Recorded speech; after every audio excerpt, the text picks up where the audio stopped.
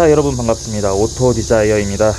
자, 어제 8월 18일 드디어 새로운 기아 카니발 4세대 모델이 정식으로 출시가 되어 있습니다. 네, 출시와 함께 이제 기아 자동차에서 압구정에 있는 BT360에서 차량 전시도 바로 진행을 하고 있어서 차를 살펴보러 나왔고요. 사실 어제 방문을 해서 포스팅으로 블로그에 전달해 드리긴 했는데, 네, 영상으로 한 번 더 살펴보기 위해서 다시 방문을 했습니다.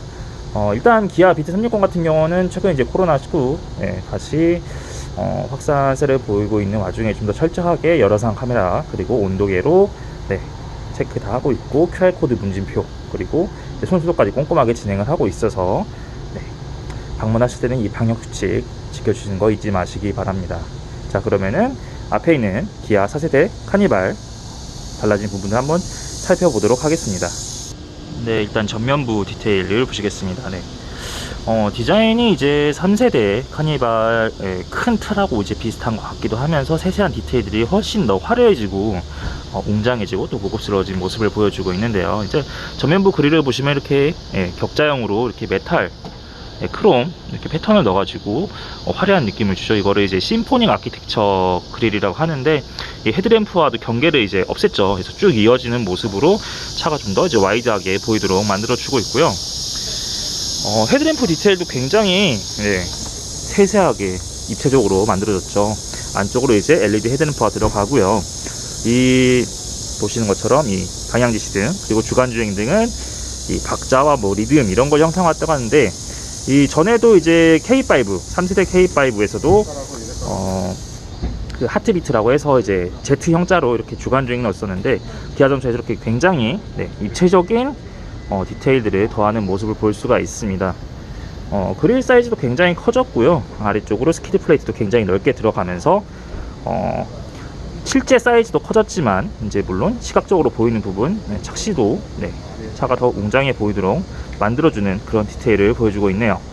자, 이제 휠 디자인 같은 경우는 뭐 이제 다른 전면부 디자인만큼의 화려한 모습은 아니긴 하지만 이 약간 전면 가공을 통해 가지고 좀 더 날렵한 그런 모습을 보여주고, 기본적인 디자인은 3세대 카니발 때와 휠 디자인이 비슷한 것 같긴 한데 약간의 디테일이 좀 변경된 모습이고요.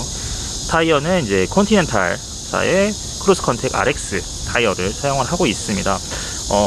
다른 차에 적용됐던 적이 없어가지고 제가 이 타이어까지 타본 적은 없는데, 이건 나중에 차후에 시승을 통해서 타이어의 뭐 소음이라던가 이런 성향도 나중에 전달해 드리도록 하고요. 더 살펴보도록 하겠습니다.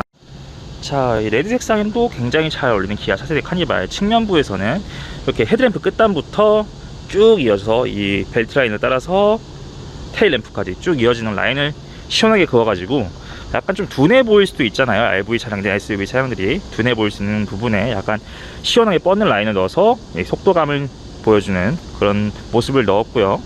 그리고 이제 C필러 부분도 굉장히 화려한 느낌을 내기 위해서 이렇게 크롬 가니쉬를 넣고 이런 입체 패턴을 넣어가지고 좀 단조로워 보일 수 있는 측면부에 전면부처럼 이렇게 좀 화려한 느낌을 더한 걸 볼 수가 있죠. 자.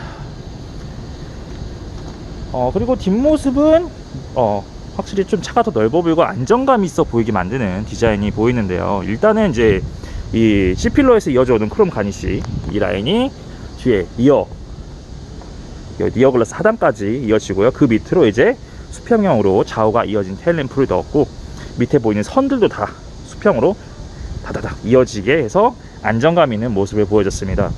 그리고 보시면 이제 리어 글라스의 와이퍼도 지금 보이지 않죠. 그래서 이 소렌토, 4세대 소렌토가 그랬던 것처럼 히든 타입 와이퍼를 적용해서 굉장히 깔끔한 모습을 보여주고 있고, 리어 램프는 전면 주간 주행등과 동일하게 이렇게 이 박자, 리듬을 형상화했다는 그래픽으로 적용을 했습니다. LED 디테일도 굉장히 잘 살아있죠.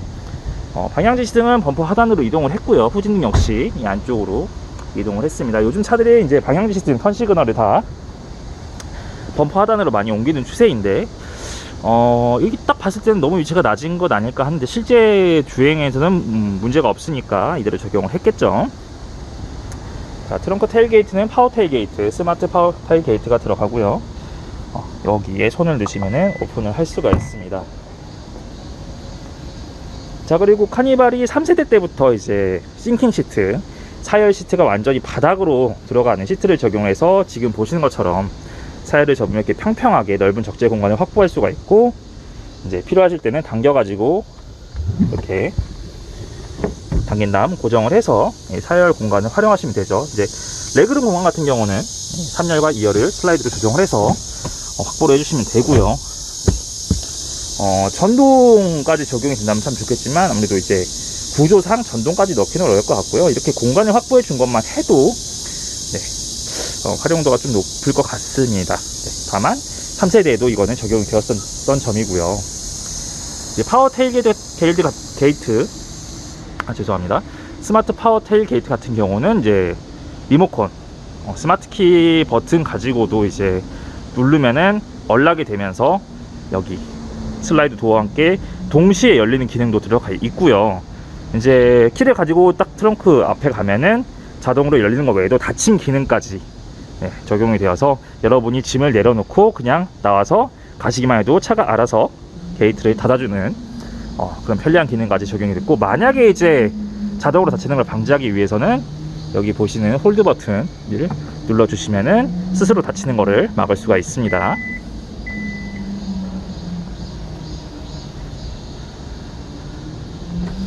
네. 자, 전체적인 외관의 모습은 보시는 이런 느낌이고요. 지금 전시장에, 여기 BT360 전시장에 이 블루 그리고 화이트 9인승 7인승 모델이 있기 때문에 외관은 다른 차들을 더 살펴보면서 보여드리도록 하고요.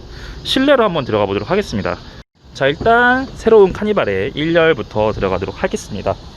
실내에는 새들 브라운 컬러의 시트와 가죽 내장재가 적용된 모습이고요.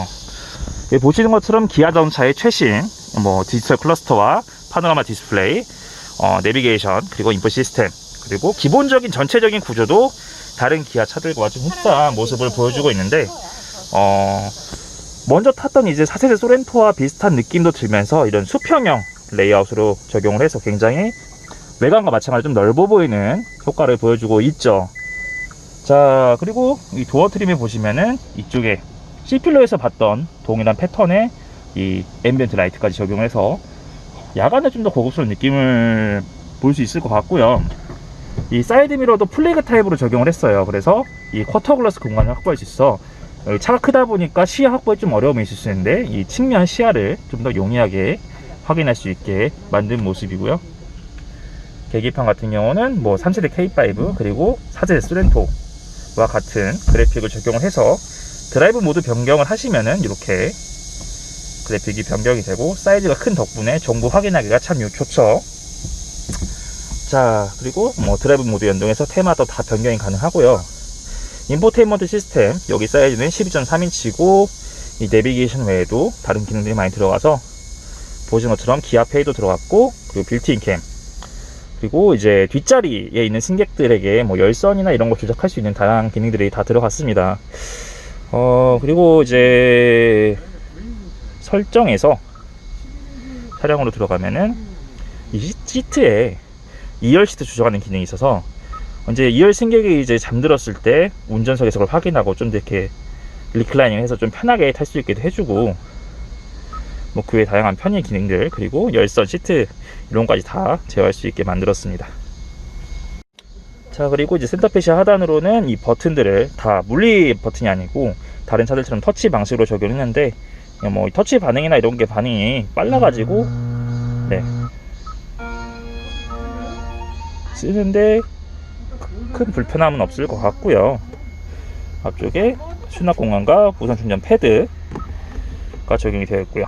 그리고 이제 기어 변속기는 다른 차들처럼 역시 소렌토 K5처럼 다이얼 타입으로 적용이 되는데, 요 부분 이런 디테일 그리고 투명한 재질을 쓴 거는 좀 더 고급스럽게 보이도록 한 것 같습니다. 뒤쪽으로 전자식 파킹 브레이크, 드라이브 모드 변경 버튼, 오토 홀드가 있고요. 열선과 통풍은 더 뒤쪽에 있는데 좀 너무 뒤쪽에 있어가지고 조금 안 보일 수도 있긴 한데, 사용하는데 그렇게 많이 불편하진 않네요. 그리고 센터 콘솔 박스 굉장히 크게 들어가고요. 1열에서는 요 정도 마무리 하겠습니다. 자, 그리고 이제 카니발에서 정말 중요한 공간인 승객 탑승 공간이죠. 2열, 3열 뒤에 승객석으로 한번 들어가 보도록 하겠습니다. 이제 9인승 모델 같은 경우는 1열 둘, 2열 둘, 3열 둘, 그리고 4열에 3명이 앉는 구조로 되어 있고, 네, 타일을 접으면 6인이 탈 수가 있죠. 시트는 이렇게 독립구조로 되어 있는데, 네, 이제 리클라이닝 기능이 앞에 보셨던 것처럼 1열에서 전동으로 조절할 수 있기 때문에 이래도 마찬가지로 등받이 부분은 전동으로 리클라이닝을 지원하고요. 이 바닥은 슬라이드는 수동으로 작동을 합니다. 일단 실내로 들어오면은 네, 문 닫는 버튼 여기 있고요.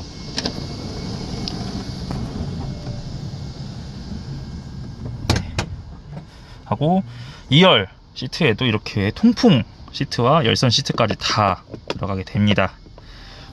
이제 밝은 햇빛을 가릴 수 있도록 선커튼도 수동으로 들어가 있고, 네, 에어컨은 네, 기존과 동일하게 이렇게 상단에 있고, 네, 후석 승객을 네, 알림 기능이 들어가서 이렇게 센서와 함께 네, 후석 승객들이 사용할 수 있는 음성 인식 기능까지 적용이 되어 있습니다. 뒤쪽 네, 승객석의 글라스도 단순히 루프 글라스가 아니라 네, 실제로 오픈이 되는 썬루프인데 지금은 전원이 차단되어 있어서 작동하지 않는 걸로 보이고요. 자, 그리고 3열을 가면요, 네, 사실 이제 사이즈가 커지긴 했지만은 소폭이기 때문에 좀 비슷해 보일 수 있는데, 그래도 네, 슬라이드 기능을 2, 3열 모두 지원을 하기 때문에 네, 간격 조정을 해서 네, 편안하게 탑승이 가능하고요. 3열 승객을 위한 공간에도 이렇게 쿼터글라스에 선커튼을 적용을 해서 뒷좌석까지 햇빛 차단을 다 해주고, 예, 컵홀더와 함께 USB 충전 포트까지 다 넣어줬습니다. 그리고 이제 3열 시트 같은 경우는 이렇게 레버를 당기면은 이런 식으로 폴딩이 돼요. 그래서 슬라이드로 이렇게 앞쪽까지 쭉 밀어버리면은 여기 짐칸 공간을 더 넓게 확보할 수 있겠죠.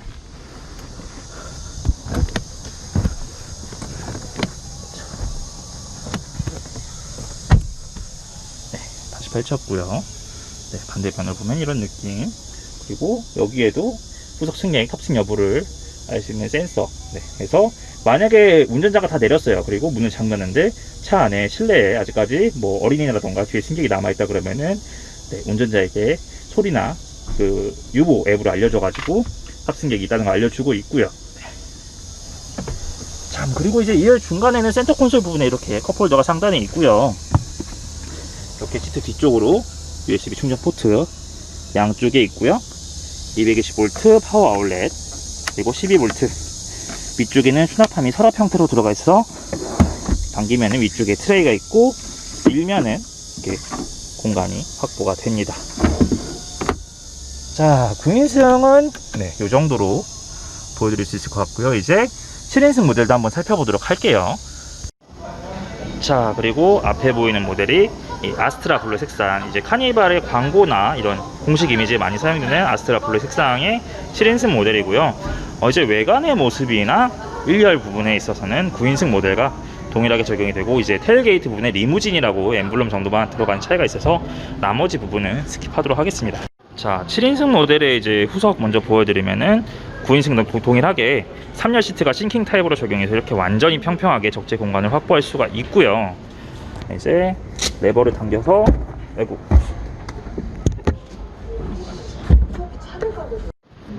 자, 이 앞에 있는 요 레버를 당겨서 시트를 올리고, 이 끈을 당겨서 시트를 올리면은 이렇게 승객이 탈 수 있는 형태로 변경이 가능합니다. 네.